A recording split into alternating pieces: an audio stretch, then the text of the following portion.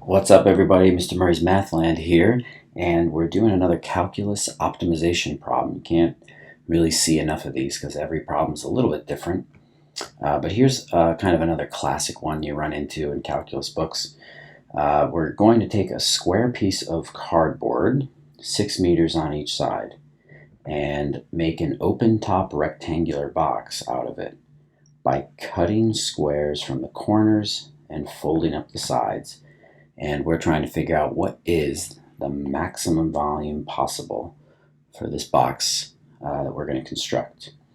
So obviously, whatever you're trying to maximize or minimize, in this case volume, that's what you always need an equation for, because that's what you're going to use some calculus on to find maximums and minimums. So first, though, you probably, if you haven't seen this problem before, you might have a little trouble visualizing what is this talking about. How are we making a box out of this by cutting squares out of the corner? So first things first here, we're talking about this box, which is 6 meters by 6 meters, right? It's a square piece of cardboard. And we're going to cut squares out of the corners. So I don't know how big the squares are going to be, but this is basically what you're talking about. I cut a square out of here, and I cut the same size square out of every corner.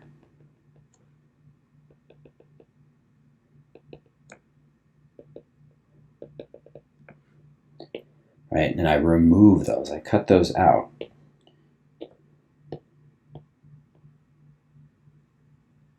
Then what's left is the rest, this kind of cross shaped piece of cardboard. And if I take that and fold up the sides,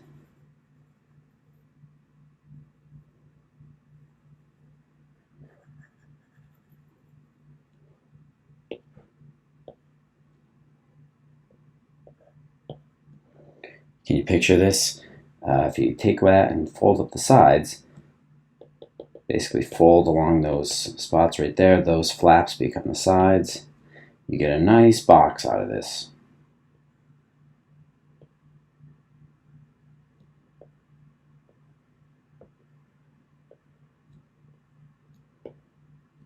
Okay, so, and there's the sides of the box that we made out of that, if you need some visualization there.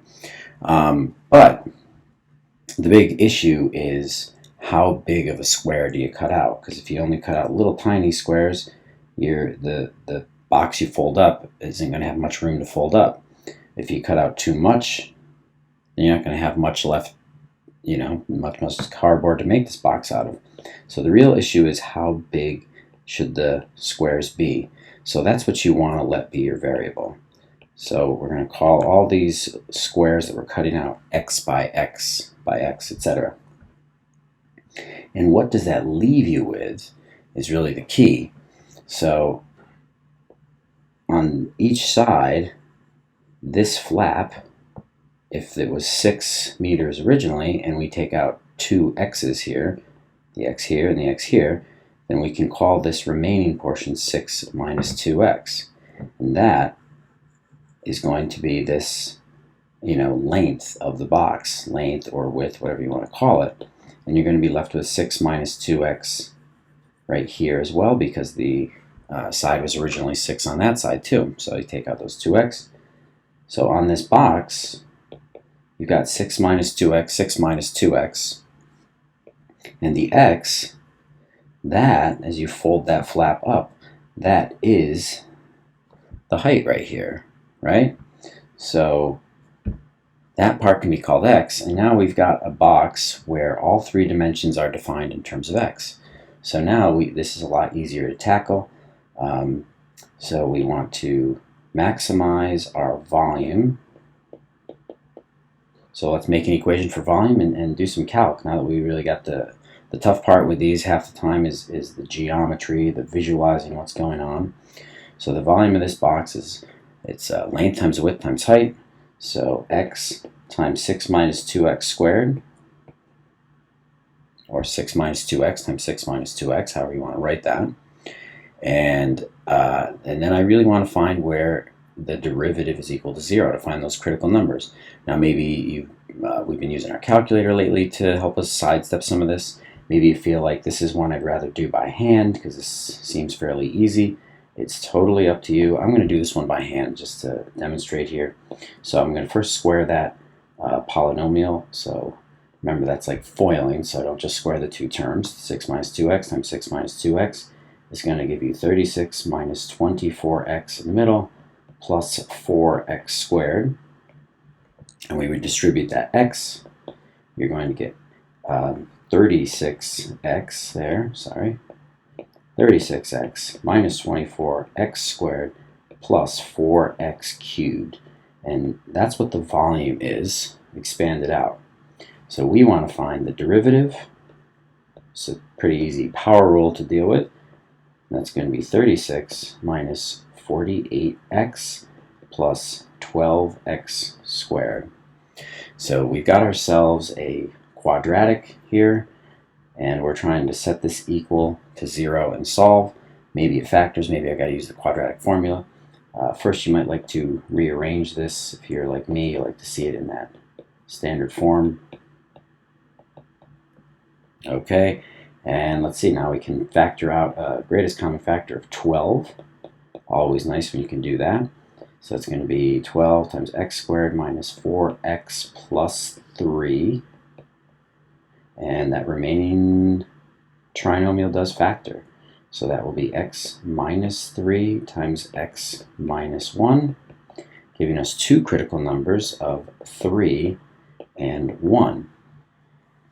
Now, two things. I'm trying to find the dimensions that yield a maximum volume. So I'm going to test these with a number line, the first derivative test, to see which yields a maximum. But you might also like to think, we also talk about what's called the feasible domain. If these are even realistic numbers for this box, keep in mind the x that we're talking about in this problem is the size of the square. And if you do a little just to stop and think, the whole side of the box, the whole side of the piece of cardboard is only 6. X couldn't be 3. Because if it were 3, that means I'd be cutting out 3 here and 3 here. There'd be no box left. That'd be a total of 6, and there'd be nothing left to fold up. So if you do a little thinking, you can really cross that one off without having to do any testing. So it seems like our only potential critical number is that 1. But let's do a little check here, and I'm going to do it solely by hand. So I'm checking first derivative test into v prime to see what that means about v. So if you put something less than 1, how about 0, into v prime, you're going to get 36 from that. So it's going to be positive, which means the volume is increasing before that point. And after that, if you put in a 2, anything bigger than 1, I'll put that into the factored form here. If you put in 2, you're going to get 12 times a negative number. That's negative. 2 minus 1 is positive. You're going to have negative times positive. That's going to be negative. So you have positive to negative, which means our volume is increasing, decreasing. That means we have ourselves a relative maximum. And in this case, since it's the only critical number, that's got to be the maximum we're looking for. So our maximum occurs when x is equal to 1. And what does it ask for? It says, what is the maximum volume possible for the box constructed? So sometimes they ask for the dimensions or the height or whatever, but just read the question. So we're looking for the volume. Well, we know the volume occurs when x is equal to 1. So the volume, there's two ways to do it. One is you have a volume function right here, so just plug it in, right? The maximum volume occurs when x is 1, so let's do v of 1. So plugging that into that will give you 36 minus 24 plus 4, times 1 cubed is 4. And you're going to get 36 minus 24 is 12 plus 4, you're going to get 16. And these units, there are units in this, that would be meters cubed, cubic meters there.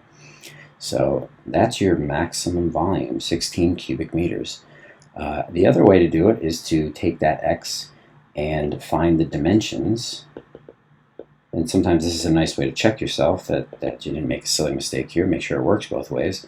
The dimensions are the 6 minus 2x, 6 minus 2x, and x. So if you plug that x equals 1 into there, that means this optimal height should be 1, that's the x, and each of these sides should be 6 minus 2 times 1, so that would be 4 and 4. And when you do your volume with length times width times height, that's 4 times 4 times 1, and that indeed gives you the same 16, so you know you did it correctly. So always good to answer with a sentence to make sure you've read the question. The max volume possible is 16 cubic meters. And there we go. All right, kids, so hang in there. Hope you saw another one. Hope it made sense. If not, let me know. And we'll see you later. Keep working hard.